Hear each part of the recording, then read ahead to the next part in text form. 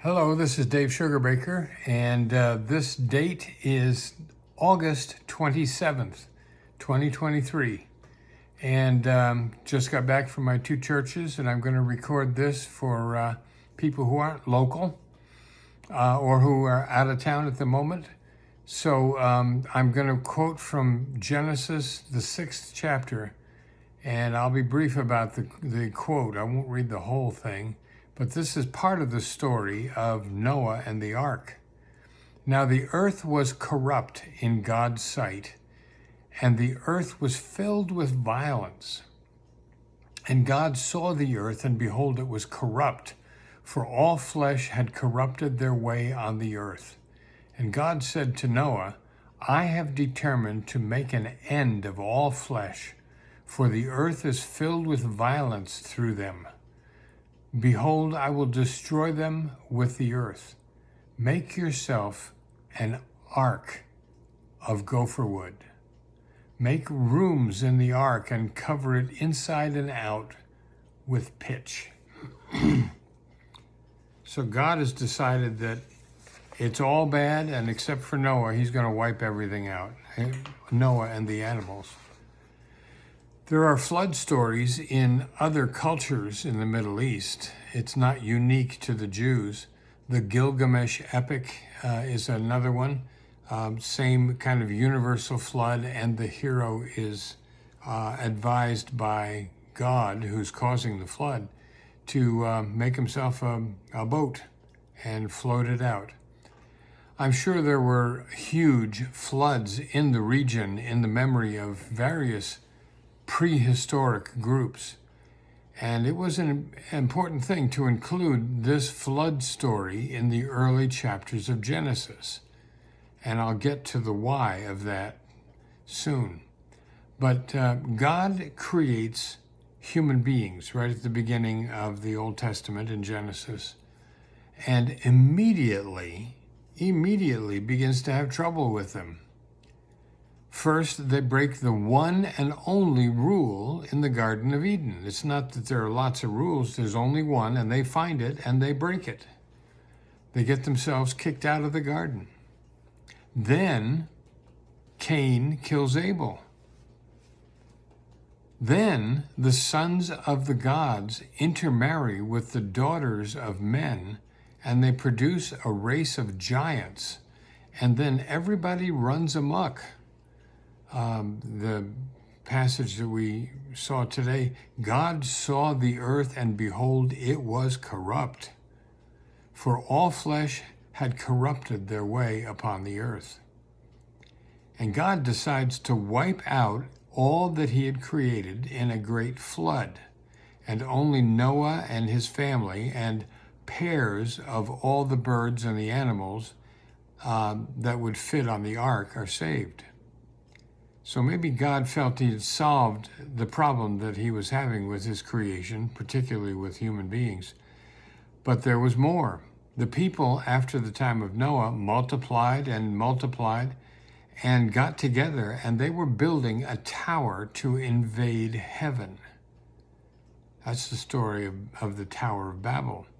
And God resolves that challenge by confusing their speech so that all of the civil engineers can't talk to each other and solve the problems of building this tower to heaven. So after the Tower of Babel story, there's a pause, and then the story of Abraham begins. And that's the first of the stories of the real patriarchs. So, the creators of the earliest stories of Genesis had some sympathy for Yahweh, because from the get-go, having created human beings, there was trouble. So there's a new trend emerging on the internet these days, short articles about why people are leaving religion or leaving the church. The latest I saw was 11 reasons. Now, there could be 15, 16, 10, whatever, but that's the way you title your article. 11 reasons people are leaving religion at an alarming rate. Are you too? Well, things to do with religion and church are of interest to me, and so I read all these articles and I even take notes, and I've been able to boil down the reasons that people are leaving the church according to these articles. The problem with the church is it's full of people. Now, you know the old adage, everyone's crazy except me and thee, and I'm not too sure about thee. Listen to some of the reasons for walking away from religion and church. Too much hypocrisy. There are hateful people preaching about love. They're holier than thou. There's too much money and too much power, too much guilt and too much manipulation, too much misogyny and bigotry. There's a kind of a cherry picking of what you want to believe and ignoring the rest. Too many atrocities and too much abuse. That's all people. The primary reason that the church is open to this kind of criticism is that it's full, just chock full, of human beings. And by definition, human beings are less than perfect. This is not unique to our time. Jesus launched a major campaign against religious hypocrites in his day. He poked holes at the puffed up, holier than thou types. He preached about how money and power can often corrupt. He promoted humility, but coupled that with forgiveness. He encouraged us to be transformed by love, to move beyond our self-interest to include the well-being of others. Now, do we achieve the goals set for us by our spiritual leader, Jesus? Sometimes. Sometimes we fly like the eagles, and other times we're eating grubs with the turkeys. We human beings are flawed, that's for sure. And what gives me hope is not only are we imperfect, very human beings, but we are also capable of something that I call transcendence. We regularly reach out into territory we have never experienced before.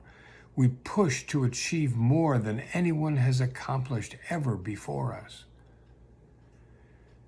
Now, on the one hand, we create hovels and slums, but we can also build and rebuild this year Notre Dame. We can whitewash the side of a building, but we know the human race is also capable of producing a Rembrandt or a Picasso. That transcendence keeps me going. My religion reminds me that I am both an eagle and a turkey, and that I am sometimes a house painter and occasionally a Rembrandt. Sometimes I act in protective self-interest, but I have also, on occasion, been selfless and empathetic. I don't have a lot of tolerance for puffed up, prideful answers. I would much rather live with questions than by force of will hammer out an answer that really doesn't fit the situation. I resonate with those scientists who aren't arrogant in their set of answers for everything, but rather acknowledge that as human beings, we're all limited in what we can see and understand. I resonate with those scientists who prize the process of searching and seeking, rather than settling down into a comfortable set of answers. I'm excited by that space telescope that is finding galaxies nobody has ever seen before. And it's raising questions about our theories, about how everything works. Isn't that interesting? We're still pushing the edges. In religion as well as in politics, the problem has been, is, and will be people. People who promote hate, who tear others down so that they will look good to their fellow travelers. People who actually worship money and the power that it brings. People who think tunnel vision is a good thing, repeating the same things over and over as if repetition makes something true. But much as Robert Frost in his poem says, Earth's the right place for love. I don't know where it's likely to go better. I'm ready to keep my imperfect human religion. Even with all the people-related shenanigans, I believe religion is one of the few areas of our life where we get together and talk about higher ideals. It's a place we acknowledge that we may be turkeys sometimes, but we consider the possibility that we may also be eagles. Now, God bless you. If you find meaning in this, I'd appreciate you sharing it, passing it along. And stay safe. See you soon.